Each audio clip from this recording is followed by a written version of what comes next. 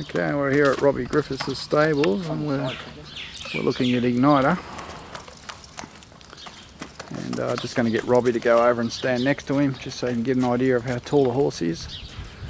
And how tall would you say he is, Robbie? If he doesn't want to jump on top of you?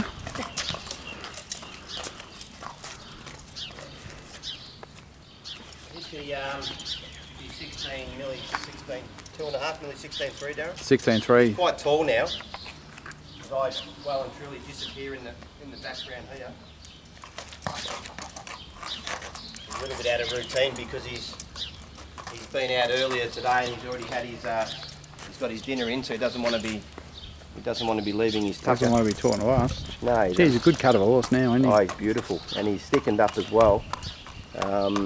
He's really, his skins looks fantastic, and he's just he's been doing a bit of dressage training from the paddock so we could extend his psychological time of rest, and he's enjoyed that, and he did a little bit of evens this morning for the first time. He's not carrying a great deal of condition, is he? I wouldn't say, like, he's in a good order, but he's a little bit ribby, yeah, which is good. You know, he's not going to take a long time to come, is he? No, because he's throughout the time from buying him through to now and racing him, he's continued to grow, and as I say, he's quite a tall horse now, and because he's always been growing and developing, he's never been one that's got really gross. He's always just looked nice. This is probably the best he's looked because he's got a bit more body mass on him now. He's finished, hasn't he? Yeah, he has, and I think he's got a little bit more to come, but he's a lot sharper in the wither than, say, Oceanity is. So I think that I think what we'll see from over the next season is him getting stronger in the body.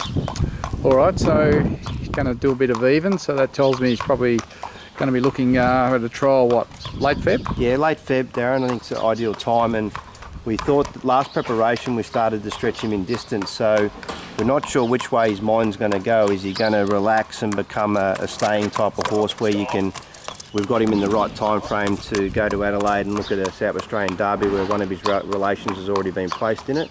Or is he going to sharpen up with the knowledge that he's got from last prep and become really much better horse at 16 and below, you know, where you can look at different types of races? So I think once we get him up to those speed work, and more importantly his first up and second up run is going to determine which path he's going to choose.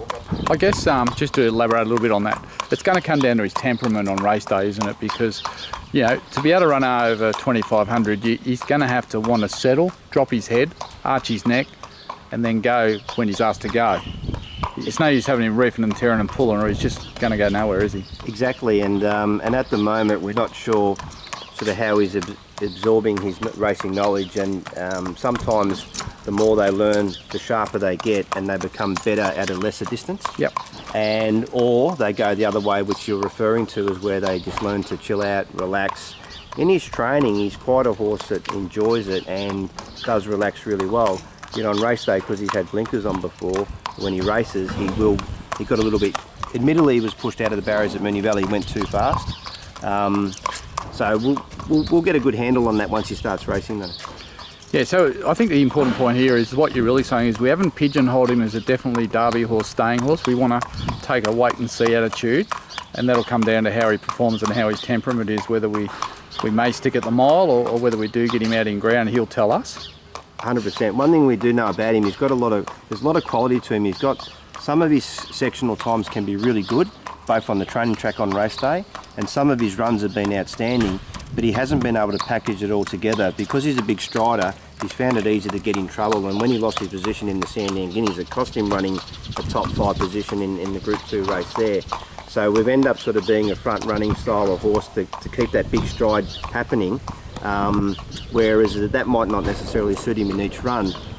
We've seen some unlucky runs like Flemington when he couldn't get galloping room. So, you know, I don't know if we've got the formula 100% right yet, but what we do know is there's a lot of elements to his racing and training that are very good, and once they package up, I think his early runs in the preparation are going to determine whether he's going to sharpen that up and become a really good miler or under, or whether he's going to relax and get out over the staying trip. Well, I guess one thing we know with this horse is so far he's showed enormous talent, enormous ability, and through probably no fault of his own, barrier draws, maybe tactics of riders in some cases have probably let us down, but I don't think we've lost any faith in this horse. Oh, definitely not. I mean, some of his performances have been fantastic. It's just that because you see him walking around in front of us, he's got a really nice big action, and that's all good when you get clear galloping space, but you can't say he's had that in a lot of his runs. I mean, his first up run at Sale, he was crowded. His second run, he hurt his back, has a spell. He never got a crack at him at Bairnsdale. He wins his maiden by leading and just getting the job done. Just too good. Yeah, he didn't get a crack at him at Flemington and got beat 2.5 lengths in a blanket, and Linda Meach thought he should have won. He couldn't get into the race because he lost his spot at the 600 when probably should have run 4th, 5th in the Sandown Guineas. And then we were, in front at Moonee Valley and did too much work in those races. He was terrific at Sandown when lobbing along when he ran second. So there's a lot of elements to him that are good. He's just got to put it all together, and I think that over time he'll do that. And I think we need a rider who's actually going to take all that on board and execute the plan the way you want it executed. To give him the best option and not worry about whether they're looking pretty or not in the ride, or taking shortcuts back to the inside. And sit and sprint's not going to suit him. He's going to be one of these horses that, in a mile, I can see he's going to need speed on, and he's going to have to come wide with one big run. Absolutely. I think if the riders can understand his qualities and look at those strengths rather than sort of don't ride him the same every time. If there's a high speed race like Flemington 14, you can wind him up, and if you come to the outside, he would have come from back in the field that day and been right in the top 3 finish. And if there's not a lot of speed, you can bowl to the front and know that he's strong enough to hold it like he did at Sandown and Moonee Valley. His last run at Moonee Valley was outstanding considering all the work that he did. Yeah. Everyone that took him on dropped off. It was only the back 2 markers that... Well, they ran that race upside down, didn't they? Upside down, but he still had the strength to kick again at the 300. So I think takes a lot of strength to do that. So there's a lot of those elements that have just got to go together now, and then it'll all package up. So we need a smart rider, someone with a plan A, plan B, got 2 ears, and is a talented jock. Correct. Where do you find them?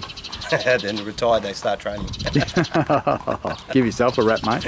I think it's going to be crucial that we get him in the right sort of races, right tracks, right tactics, and I think the rider's going to be key for this horse. Especially whilst he's maturing, because it's obviously the talent's there, but because he hasn't packaged it up, we need a rider that can understand that, and then they can help him assist that final part of his racing.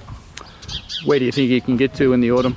He can go a long way, and it just depends on the things that we've spoken about. If he sharpens up, does he stay in that, black type, probably second tier, mile racing, or does he go to the big one in the Group 1, say Derby and Adelaide, depending on whether he relaxes? So I think all of us will get those questions answered as we start seeing him race.